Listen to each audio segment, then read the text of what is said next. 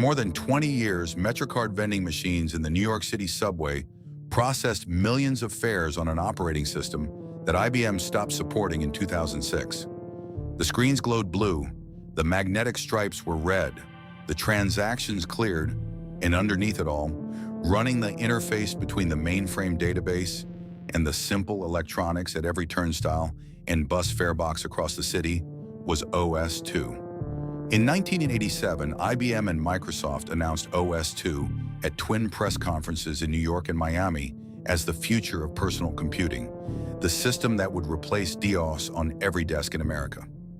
Bill Gates stood before the press and predicted that within 3 years, over 80% of new office systems would be built on OS/2. By 1995, OS/2 had sold 9 million copies, while Windows had sold 60 million. The operating system that was supposed to be everywhere ended up underground, literally inside ATMs, behind bank counters, and beneath subway platforms. Running the infrastructure that works so quietly that nobody remembers what powers it. What killed OS/2 was never the technology. The company behind it spent hundreds of millions of dollars building an operating system that worked and could not figure out how to put it on a shelf. Two companies built the future together, tore it in half, and the half that survived was not the better half. In this story, two partners built the same operating system, and the one that walked away won. By 1985, the personal computer was a fixture in American offices, but the software running it was already obsolete. DOS, the disk operating system that Microsoft had licensed to IBM in 1981, was a product of its era. It could run one program at a time, had no graphical interface, and its memory limit was 640 kilobytes. Engineers at both IBM and Microsoft knew that this ceiling would eventually strangle every serious application written for the platform. You could not run a spreadsheet and a database simultaneously. You could not protect one program's memory from another. If a single application crashed, it took the entire machine with it. IBM, headquartered in Armonk, New York, was still the largest computer company on Earth, but its dominance was built on mainframes and mini-computers, machines that cost hundreds of thousands of dollars and filled entire rooms. The IBM PC had been a runaway success since its launch in 1981, but IBM had made a decision that would haunt the company for the next decade. It had built the PC from off-the-shelf parts and published the technical specifications openly, which meant that any manufacturer in the world could build a compatible machine for less money. By the mid-1980s, Compaq and a growing field of clone makers were selling IBM-compatible PCs at prices IBM could not match. The hardware margins were collapsing. Microsoft, meanwhile, was still a relatively small software company in Redmond, Washington, with fewer than 2,000 employees. Its biggest source of revenue was the DOS licensing deal with IBM. Bill Gates understood that DOS had a shelf life. The company that controlled the next operating system would control the personal computer industry for a generation. Gates intended to be the one who built it. Both companies needed the same thing: a modern operating system that could multitask, protect memory, and run a graphical interface, something powerful enough to replace DOS on the millions of PCs already sitting on desks across America. In August of 1985, IBM and Microsoft signed a joint development agreement to build it together. They called the project CP/DOS. The world would come to know it as OS/2.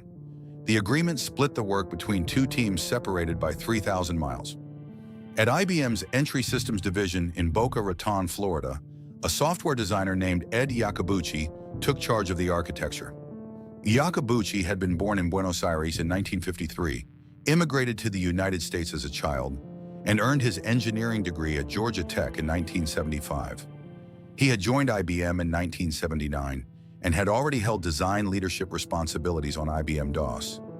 He was, by the accounts of the engineers who worked alongside him, the single person most responsible for the shape of OS/2 on IBM's side of the partnership.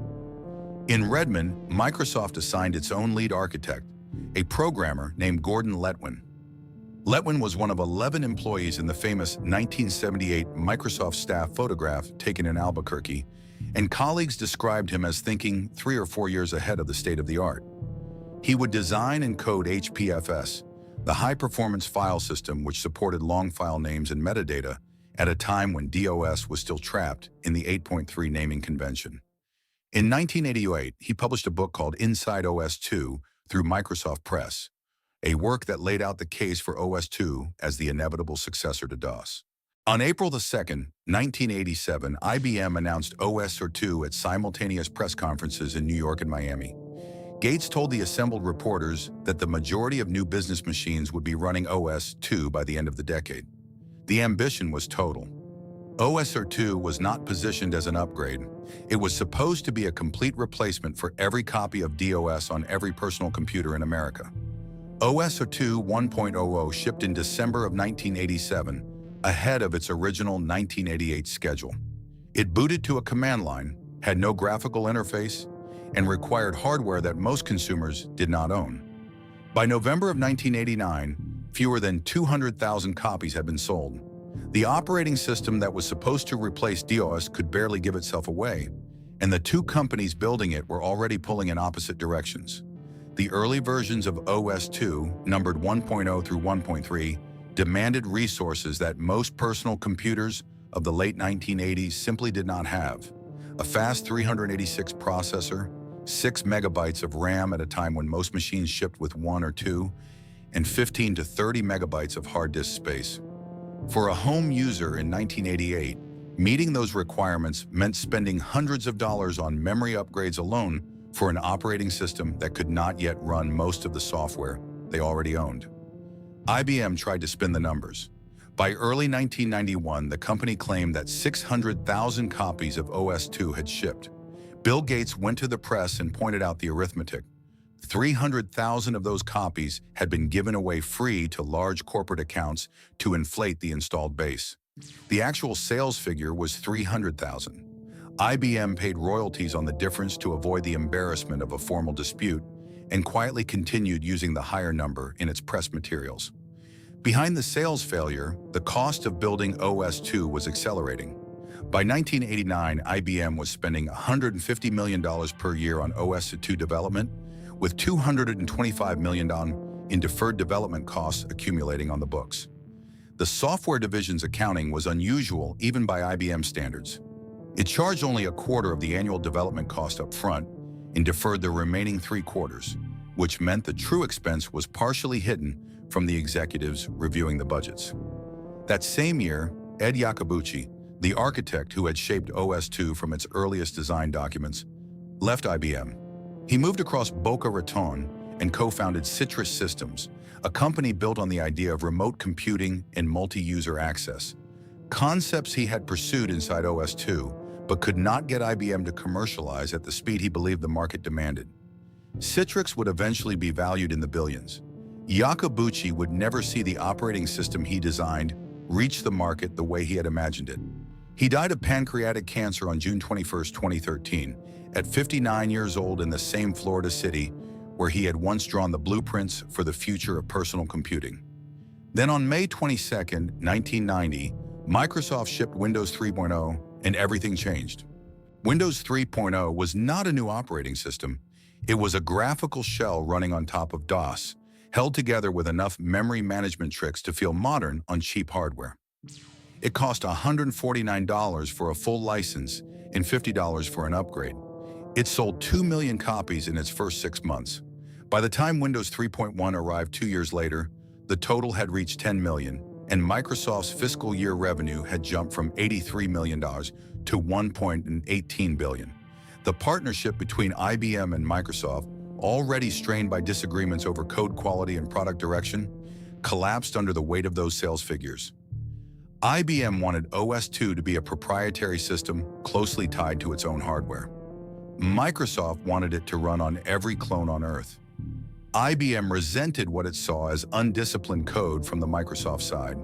Microsoft watched Windows 3.0 outsell OS/2 by an order of magnitude and quietly began reassigning its best engineers away from the joint project. By 1990, the joint development agreement was effectively dead. IBM assumed full responsibility for OS/2 going forward. Microsoft walked away, took the lessons it had learned building OS/2's protected mode architecture, and hired Dave Cutler, the architect behind Digital Equipment Corporation's VAX VMS operating system, to lead something new. That project would become Windows NT. But the divorce came with a clause that would bleed IBM for years, because large portions of OS/2's existing code had been written by Microsoft engineers. The licensing terms required IBM to pay Microsoft a royalty of $20 for every copy of OS/2 it sold. The company that had left the partnership still collected a check every time IBM managed to sell the product it had abandoned. On OS/2 2.0 alone, with sales of 2.5 million copies, that royalty amounted to at least $50 million paid from IBM to Microsoft for the privilege of selling IBM's own operating system. Gordon Letwin, the Microsoft architect who had designed HPFS and written the book on OS/2, left Microsoft in 1993. He co-founded the Wilberforce Foundation with his wife Rose to fund environmental conservation. The man who built the file system that would one day run silently inside New York's transit infrastructure walked away from the technology industry entirely and never came back. IBM now owned OS/2 alone, and it was about to build the best version of it that would ever exist at exactly the worst possible moment. The forces that undermined OS/2 were not technical. They were structural, and they were already in motion before the first line of OS/2 2.0 code was compiled. The clone market had remade the personal computer industry in Microsoft's image. IBM's share of the PC market dropped from 80% in 1982 to 20% by 1992. Compaq, Dell, and Gateway were selling machines at margins IBM could not touch, and every one of those machines shipped with Windows pre-installed. Microsoft's OEM licensing model made this almost inevitable. Hardware manufacturers paid a per-machine fee to Microsoft, regardless of which operating system the customer actually wanted. The price of Windows was baked into the cost of the computer itself. OS/2 was an additional purchase on a separate shelf at a higher price for a product the salesperson at the electronics store had never used and could not demonstrate. Inside IBM, the war was even worse. The company's PC division and its software division treated each other not as partners, but as rivals. IBM's own PC company refused to preload OS/2 on its consumer machines. Customers who wanted OS/2 on a new IBM computer had to specifically request it, and even then, the installation was often poorly executed. On some models, IBM shipped both OS/2 and Windows side by side on the same hard drive, making no effort to default to its own product. The financial toll was enormous. IBM posted losses of $2.86 billion in 1991 and $497 billion in 1992. The stock price, which had traded above $170 per share in 1987, cratered to $10 in 1993. The company that had defined American computing for decades was losing more money in a single year than most of its competitors earned in 5. Lou Gerstner arrived as CEO in 1993, the first outsider ever hired to lead IBM, and began cutting. 35,000 employees were laid off in the restructuring that followed. Projects were frozen, budgets were slashed. In the middle of all this, surrounded by collapsing revenue and divisions that refused to cooperate, the OS/2 team in Austin, Texas, somehow shipped the most technically accomplished personal computer operating system of the early 1990s. OS/2 2.0 arrived in April of 1992, 5 years after the original announcement and 2 years after the divorce from Microsoft. It was the first 32-bit consumer operating system IBM had ever released. It could run DOS programs and Windows 3.x programs simultaneously, each inside its own protected virtual machine, so that a crash in one application could not bring down the rest of the system. Windows 3.1, which shipped the same month, could not do this. Windows 3.1 ran every program in the same memory space, and when one failed, they all failed. The difference was not subtle. It was the difference between an apartment building with fire doors and one without them. OS/2 2.0 introduced the Workplace Shell, an object-oriented graphical desktop that treated every file, folder, and device as a persistent object with properties that could be inspected, modified, and linked. You could drag a printer onto a document and it would print. You could drag a document onto a shredder icon and it would delete. You could create shadow objects, live references to files stored anywhere on the system, years before Windows offered anything comparable. The design philosophy behind the Workplace Shell was not decoration, it was architecture. In concept, It was closer to what Apple would eventually ship with Mac OS X nearly a decade later than to anything Microsoft offered in 1992. Underneath the interface, Gordon Letwin's HPFS file system supported file names up to 254 characters, extended attributes, and faster access on large disk volumes at a time when Windows users were still naming their files in 8 characters, a dot, and a 3-letter extension. OS 2.0 retailed at $195 against $150 for Windows 3.1. It sold 2.5 million copies, while Windows 3.1 sold 30 million. 2 years later, in October of 1994, IBM shipped OS 2 Warp, internally version 3.0. This was the version that came closest to breaking through.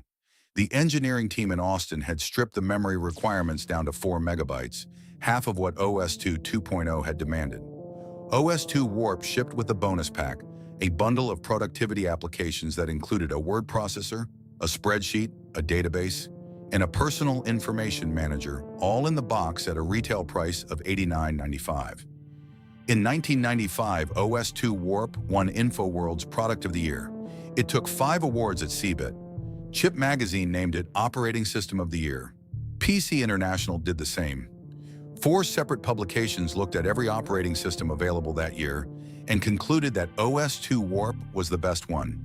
The users who found OS 2 loved it, not with casual preference, but with the conviction of people who had tested both options and made their choice. In February 1992, an IBM employee named Dave Whittle founded Team OS 2, a grassroots advocacy group that began as an internal discussion forum on IBM's worldwide network and grew into an international volunteer force of over 10,000 members across nearly 20 countries. They operated on CompuServe, Prodigy, America Online, FidoNet, and Usenet. They traveled to trade shows in salmon-colored shirts, installed OS 2 on display computers that were running Windows, and handed out demo discs to anyone who would take one. At Comdex in Las Vegas in 1993, they staged what they called the Teamer Invasion, flooding the show floor with volunteers who outnumbered IBM's own paid marketing staff. IBM's official marketing department could not figure out how to sell OS 2 to consumers. 10,000 unpaid volunteers figured it out without them, but the company behind the product was already dismantling its own position. In 1992, before OS 2.0 even reached store shelves, IBM disbanded its desktop software division, the internal team that had been building a word processor, presentation software, and desktop publishing tools exclusively for OS 2. Those applications could have given OS 2 the same kind of exclusive software advantage that kept buyers loyal to the Macintosh. Instead, IBM killed them. Then it spent millions paying developers who made DOS and Windows software to port their existing applications to OS 2. Those developers, by most accounts, took IBM's money and delivered the minimum viable effort. The ported software ran, but it ran slowly and it ran like an afterthought, because that is exactly what it was. Every copy of OS 2 that included Windows compatibility, which was every copy anyone actually wanted to buy, sent $20 back to Microsoft in royalties.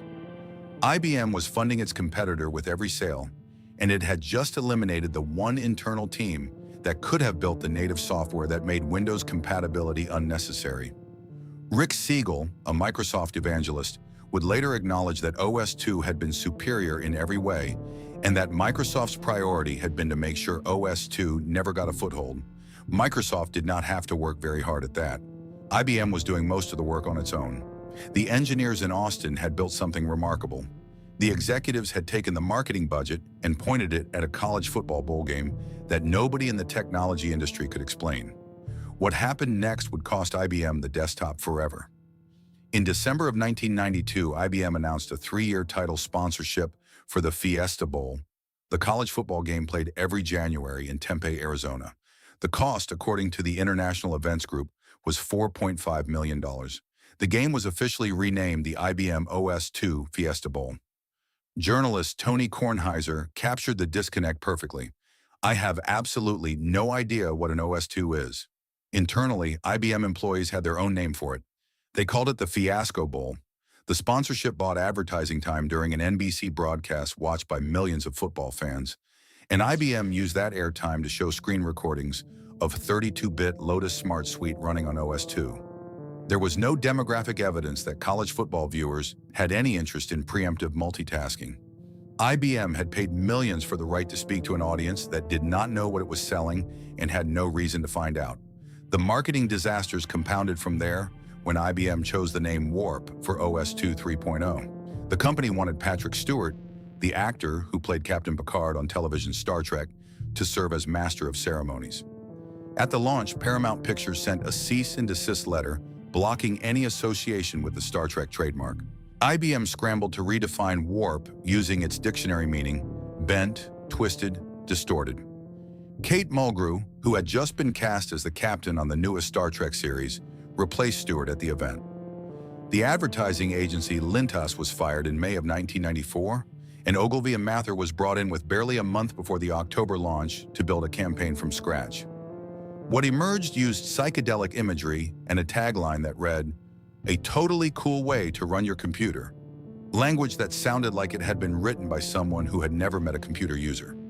Meanwhile, across the country in Redmond, Microsoft was preparing the launch of Windows 95 as something the technology industry had never seen before. And 1 week before Fall Comdex in 1995, IBM's marketing director eliminated the entire grassroots marketing department in Austin.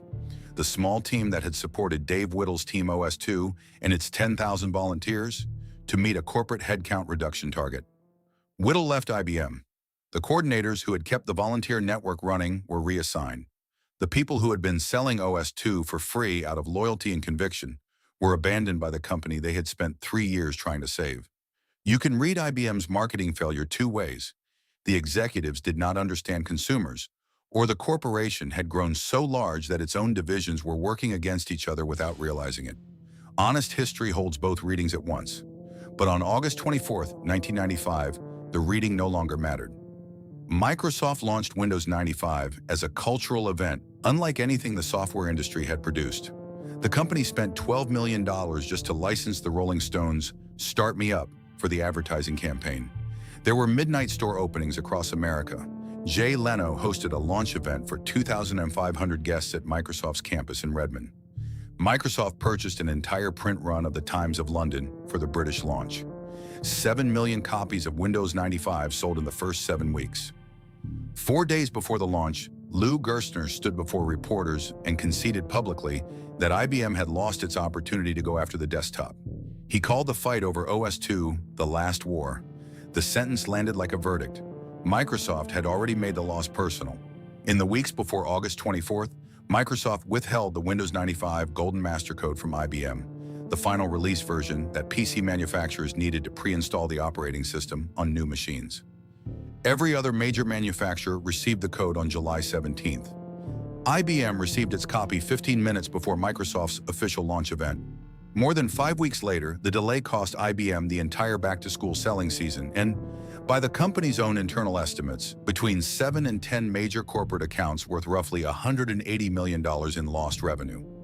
Days after the launch, David Barnes, the IBM evangelist, who had spent years traveling 41 countries to promote OS2, told a New York Times reporter the words that the OS2 community would never forget: "OS2 is a great operating system." Barnes said Betamax was a better system than VHS. Then he added that he planned to install Windows 95 on the computers in his own house. IBM responded with weeks of silence. By the end of 1996, OS2 held 3.3% of the desktop market. Revenue from OS2 that year was roughly $550 million, sustained mostly by server licenses and the banking installations that had no reason to switch. The consumer market was gone. Over the course of the decade, IBM had poured well over $1 billion into OS2 development. Workplace OS for PowerPC, developer funding that produced almost nothing, and advertising campaigns that sold even less. The market had chosen the operating system that crashed more often, multitasked less reliably, and came pre-installed on every beige box at the store. IBM stopped selling OS2 on December 23, 2005. It ended all support on December 31, 2006. The engineers who had built OS2 in Austin scattered across the industry. The independent developers who had staked their small companies on the platform watched IBM walk away without a backward glance. Brad Wardle, who had founded Stardock and built Galactic Civilizations, the first major commercial OS2 game, estimated that by 1999, the number of active OS/2 end users had fallen below 5,000. IBM, at its most optimistic, had once claimed 13 million. The operating system was declared finished. It did not stop working. Beneath the streets of New York, the MetroCard vending machines kept processing fares on OS/2 for more than 2 decades after IBM withdrew support. Banco do Brasil ran 10,000 machines on OS/2 Warp at its peak in the 1990s, migrating to Linux only in 2006. Bank Satarat Iran operated over 35,000 OS/2 workstations into the 2010s. The London Underground's Jubilee Line extension ran its signals on OS/2 from 1999 until 2011. Safeway supermarket checkouts processed groceries on it. Stop and Shop registers rang up sales on it. The machines did not know the operating system was dead. They just kept running. The community survived too. The Warpstock conferences, organized not by IBM but by users, have been held annually in the United States and Europe.